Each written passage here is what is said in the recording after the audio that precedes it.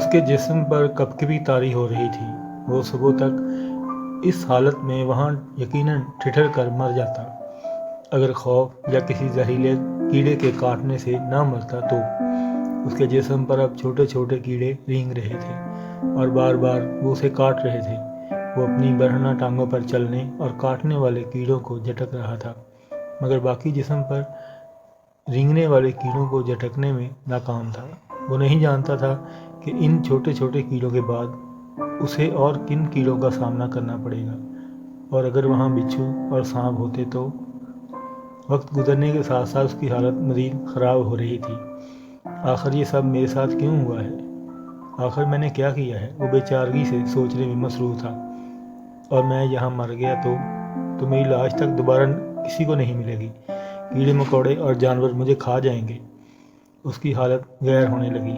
ایک عجیب طرح کے خوف نے اسے اپنی گرفت میں لے لیا۔ تو کیا میں اس طرح مروں گا، یہاں اس حالت میں، بے لباس، بے نشان؟ گھر والوں کو پتہ تک نہیں ہوگا میرے بارے میں؟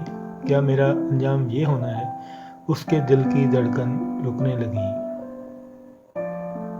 اسے اپنی موت سے یکدم خوف آیا، اتنا خوف کہ اسے سانس لینا بھی مشکل لگنے لگا۔ اسے یوں لگا جیسے موت اس کے سامنے، اس سے چند قدم فاصلے پر کھڑی ہو، اس کے انتظار میں، یہ دیکھنے کہ وہ کس طرح سسک سسک کر مرتا ہے۔ وہ درد کی پرواہ کیے بغیر ایک بار پھر اپنی کلائیوں کی ڈوری کو توڑنے یا ڈھیلی کرنے کی کوشش کرنے لگا۔ اس کے بازو شل ہونے لگے۔ 15 منٹ اس نے ایک بار پھر اپنی جدوجہد چھوڑ دی، اور اس وقت اسے احساس ہوا کہ اس کے منہ کی پٹی ڈھیلی ہو گئی تھی۔ وہ گردن کو ہلاتے ہوئے اسے منہ سے نکال سکتا تھا۔ اس کے بعد اس نے ٹشو نکال کر باہر نکال دیے۔ اگلے کئی منٹ وہ گہرے سانس لیتا رہا، پھر وہ بلند آواز میں اپنی مدد کے لیے آوازیں دینے لگا، اتنی بلند آواز میں جتنی وہ کوشش کر سکتا تھا۔ اس کا انداز بالکل ہذیانی تھا۔ آدھے گھنٹے تک مسلسل آوازیں دیتے رہنے کے بعد اس کی ہمت اور گلا دونوں جواب دے گئے۔ اس کا سانس پھول رہا تھا، یوں جیسے کئی میل دوڑتا رہا ہو، مگر اب اسے کوئی اس کی مدد کے لیے نہیں آیا تھا۔ کلائی کے زخم اب اس کے لیے ناقابل برداشت ہو رہے تھے، اور کیڑے اب اس کے چہرے اور گردن پر بھی کاٹنے لگے۔ وہ نہیں جانتا تھا کہ یکدم اسے کیا ہوا، بس وہ بلند آواز میں بچوں کی طرح پھوٹ پھوٹ کر رونے لگا۔ وہ زندگی میں پہلی بار بری طرح رو رہا تھا۔ شاید زندگی میں پہلی بار اسے اپنی بے بسی کا احساس ہو رہا تھا۔ اس کے دل کی دھڑکن بند ہو رہی تھی، اور اس وقت درخت کے اس تنے کے ساتھ بندھے سسکتے اسے یہ احساس تھا کہ وہ مرنا نہیں چاہتا ہے۔ وہ موت سے اس طرح خوف زدہ ہو رہا تھا جس طرح نیو ہیون میں ہوا تھا۔ وہ نہیں جانتا تھا کہ وہ کتنی دیر اس طرح بے بسی کے عالم میں بلند آواز میں روتا رہا۔ پھر اس کے آنسو خشک ہونے لگے۔ شاید وہ اتنا تھک چکا تھا کہ اب رونا بھی اس کے لیے ممکن نہیں رہا تھا۔ نڈال ہو کر اس نے درخت کے تنے سے سر ٹکاتے ہوئے آنکھیں بند کر لیں۔ اس کے کندھوں اور بازوؤں میں اتنا درد ہو رہا تھا کہ اسے لگ رہا تھا کہ کچھ دیر میں وہ مفلوج ہو جائیں گے، پھر اسے حرکت نہیں دے سکے گا۔ میں نے کبھی کسی کے ساتھ اس طرح نہیں کیا، پھر میرے ساتھ یہ سب کیوں ہوا؟ اس کی آنکھوں سے ایک بار پھر آنسو بہنے لگے۔ سالار، میرے لیے پہلے ہی بہت پرابلم ہے، تم اس میں اضافہ نہ کرو۔ میری زندگی پہلے بہت مشکل ہے، اور ہر گزرتے دن کے ساتھ اور مشکل ہوتی جا رہی ہے۔ کم از کم تم تو میری سچویشن کو سمجھو، میری مشکلات کو مت بڑھاؤ۔ درخت کے تنے کے ساتھ ٹیک لگائے سالار نے اپنی آنکھیں کھول دیں۔ اس کا حلق خشک ہو رہا تھا۔ نیچے، بہت دور اسلام آباد کی روشنیاں نظر آ رہی تھیں۔ میں تمہاری مسائل میں اضافہ کرنے کی کوشش کر رہا ہوں؟ میں، مائی ڈیئر ماما، میں تو تمہاری مدد میں گھل رہا ہوں، تمہاری مسائل ختم کرنے کی کوشش کر رہا ہوں۔ تم خود سوچو، میرے ساتھ رہ کر تم کتنی اچھی اور محفوظ زندگی گزار سکتے ہو۔ سالار نے اپنے ہونٹ بھینچ لیے۔ سالار، مجھے طلاق دے دو۔ بررائی ہوئی لجاجت آمیز آواز۔ سویٹ ہارٹ، تم کورٹ میں جا کر لے لو، جیسا کہ تم کہہ چکی ہو۔ وہ اب چپ چاپ خود سے بہت دور نظر آنے والی روشنی کو دیکھ رہا تھا۔ کوئی اس کے سامنے جیسے آئینہ لے کر کھڑا ہو گیا تھا، جس میں وہ اپنا عکس دیکھ سکتا تھا، اور اپنے ساتھ ساتھ کسی اور کا بھی۔ میں نے ماما کے ساتھ صرف مذاق کیا تھا، وہ بڑبڑایا۔ میں اسے کوئی تکلیف پہنچانے کا ارادہ نہیں رکھتا تھا۔ اسے اپنے الفاظ کھوکھلے لگے۔ وہ پتہ نہیں کس کو وضاحت دینے کی کوشش کر رہا تھا۔ بہت دیر تک وہ اسی طرح اسلام آباد کی روشنیوں کو دیکھتا رہا، پھر اس کی آنکھیں دھندلانے لگیں۔ میں مانتا ہوں مجھ سے کچھ غلطیاں ہو گئی ہیں۔ اس بار اس کی آواز بھرائی ہوئی سرگوشی میں تھی۔ میں نے جانتے بوجھتے ہوئے اس کے لیے مسائل پیدا کر دیے اور اس نے مجھے دھوکہ دیا۔ نہیں، میں نے اسے دھوکہ دیا، مگر مجھ سے غلطی ہو گئی اور مجھے پچھتاوا بھی ہے۔ میں جانتا ہوں میرے طلاق نہ دینے سے اور جلال کے بارے میں جھوٹ بول دینے سے اسے بہت زیادہ پریشانی کا سامنا کرنا پڑ رہا ہوگا۔ مجھے واقعی پچھتاوا ہے اس سب کے لیے۔ اس کے علاوہ تو میں نے کچھ نہیں کیا اور کسی کو کوئی دھوکہ نہیں دیا، کسی کے لیے پریشانی کھڑی نہیں کی۔ وہ ایک بار پھر رونے لگا۔ میرے خدا، اگر ایک بار میں یہاں سے بچ گیا، میں یہاں سے نکل گیا تو میں امامہ کو ڈھونڈوں گا، میں اسے طلاق دے دوں گا، میں جلال کے بارے میں بھی سچ بتا دوں گا۔ بس ایک بار آپ مجھے یہاں سے جانے دیں۔ وہ اب پھوٹ پھوٹ کر رو رہا تھا۔ پہلی بار اسے احساس ہو رہا تھا کہ امامہ نے اس کے طلاق دینے سے انکار پر کیا محسوس کیا ہوگا۔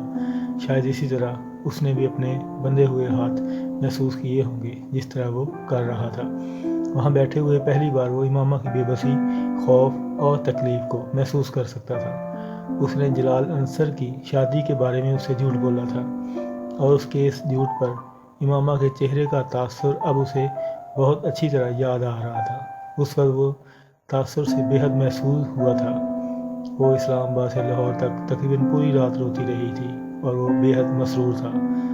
وہ اس وقت اس کی ذہنی اور جذباتی کیفیت کا اندازہ کر سکتا تھا۔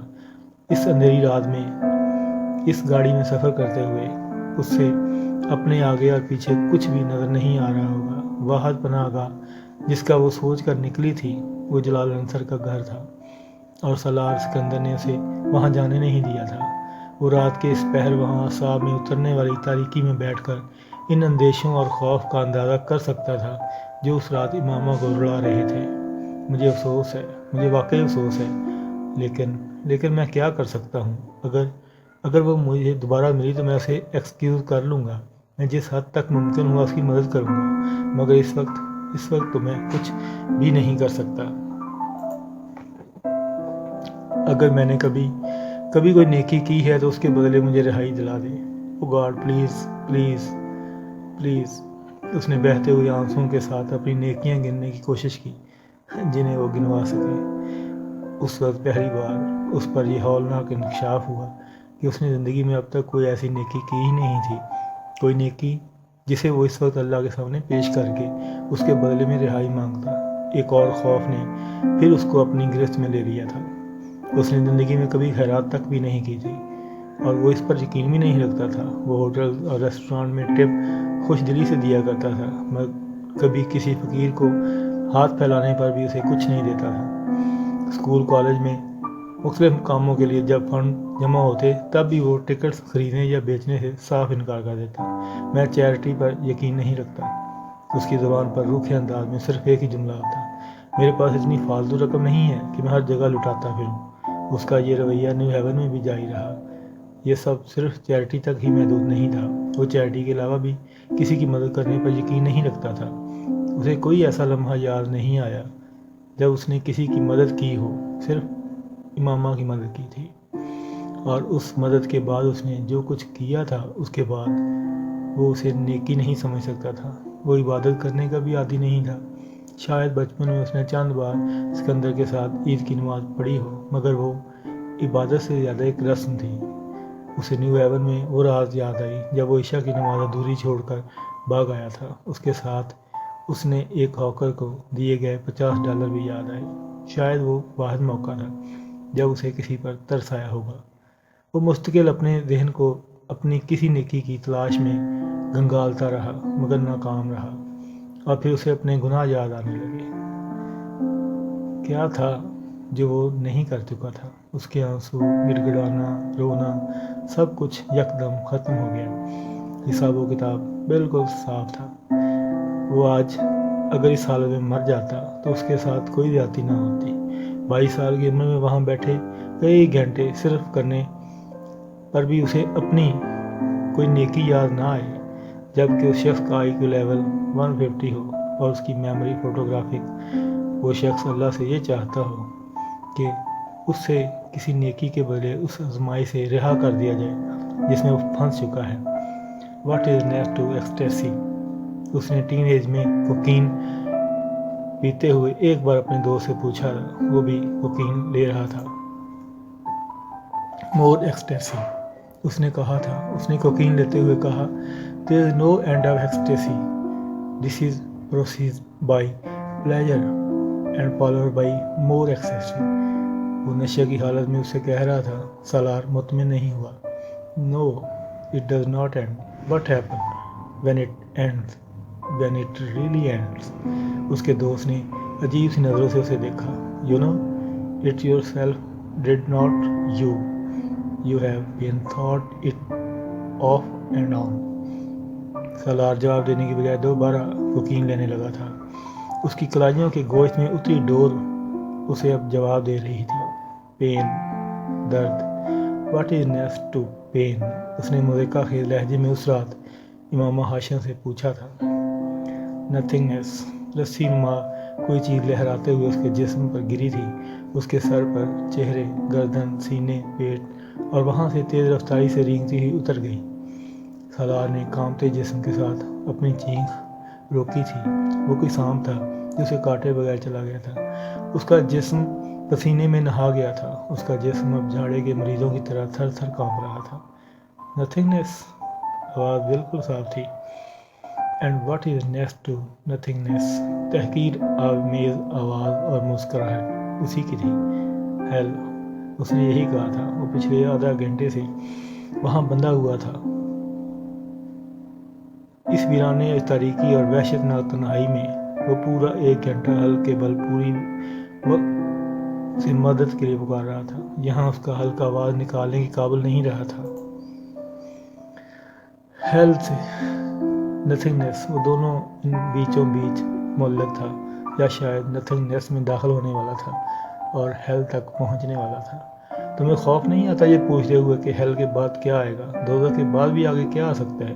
انسان کے معتوب اور مغضوب ہو جانے کے بعد باقی بچتا ہی کیا ہے جسے جاننے کا تمہیں اشتیاق ہے؟ سالار نے وحشت بھری نظروں سے ادھر ادھر دیکھا۔ وہ کیا تھا؟ قبر یا دوزخ یا زندگی؟ میں اس کا ایک منظر، بھوک، پیاس، بے بسی، بے یاری، مددگاری، جسم پر چلتے کیڑے جنہیں وہ خود کاٹنے سے روک تک نہیں پا رہا تھا، مفلوج ہوتے ہوئے ہاتھ، پاؤں، پشت، ہاتھوں کی کلائیاں، لمحہ بلمحہ بڑھتے ہوئے زخم۔ خوف تھا یا دہشت؟ پتہ نہیں کیا تھا، مگر وہ بلند آواز میں پاگلوں کی طرح چیخیں مارنے لگا تھا۔ اس کی چیخیں دور دور تک فضا میں گونج رہی تھیں، ہذیانی اور جنونی انداز میں بلند کی جانے والی بے مقصد اور خوفناک چیخیں۔ اس نے زندگی میں اس طرح کا خوف کبھی محسوس نہیں کیا تھا، کبھی بھی نہیں۔ اسے اپنے ارد گرد اور عجیب سے بھوت چلتے پھرتے نظر آ رہے تھے۔ اسے لگ رہا تھا کہ اس کے دماغ کی رگ پھٹنے والی ہے، یا پھر نروس بریک ڈاؤن۔ پھر اس کی چیخیں آہستہ آہستہ دم توڑ گئیں۔ اس کا گلا پھر بند ہو گیا۔ اب صرف سرسراہٹیں تھیں جو اسے سنائی دے رہی تھیں۔ اسے یقین ہو چکا تھا کہ وہ اب مر رہا ہے۔ اس کا ہارٹ فیل ہو رہا ہے، اس کی دھڑکن بند ہو رہی ہے۔ پھر وہ اپنا ذہنی توازن کھو دینے والا ہے، اور اسی وقت اچانک تنے کے پیچھے بندھی ہوئی کلائیوں کی ڈور ڈھیلی ہو گئی۔ ہوش آواز کھوتے ہوئے اس کے اعصاب نے ایک بار پھر جھٹکا لیا۔ اس کا نچلا ہونٹ دانتوں میں دباتے ہوئے اپنے ہاتھوں کی حرکت دی، ڈوری اور ڈھیلی ہوتی گئی۔ شاید مسلسل تنے کی رگڑ لگتے لگتے درمیان سے ٹوٹ گئی تھی۔ اس نے ہاتھوں کو کچھ اور حرکت دی، اور تب اسے احساس ہوا کہ وہ درخت کے تنے سے آزاد ہو چکا تھا۔ اس نے بے یقینی کے عالم میں اپنے ہاتھوں کو سیدھا کیا۔ درد کی تیز لہروں سے بازوؤں سے گزریں۔ کیا میں بچ گیا ہوں؟ کیوں؟ کس لیے؟ معاف ہوتے ہوئے ذہن کا تھا۔ اس نے اپنے گردن کے ارد گرد موجود اپنی پٹی کو اتارا جو پہلے اس کے منہ کے گرد بندھی ہوئی تھی۔ بازوؤں کو دی گئی معمولی حرکت سے اس کے منہ سے کراہ نکلی تھی۔ اس کے بازو میں شدید تکلیف ہو رہی تھی، اتنی تکلیف کہ اسے لگ رہا تھا وہ دوبارہ اپنے بازوؤں کو استعمال نہیں کر سکے گا۔ اس کی ٹانگیں بھی سن ہو رہی تھیں۔ اس نے کھڑے ہونے کی کوشش کی، وہ لڑکھڑا کر زمین کے اوپر آ گرا۔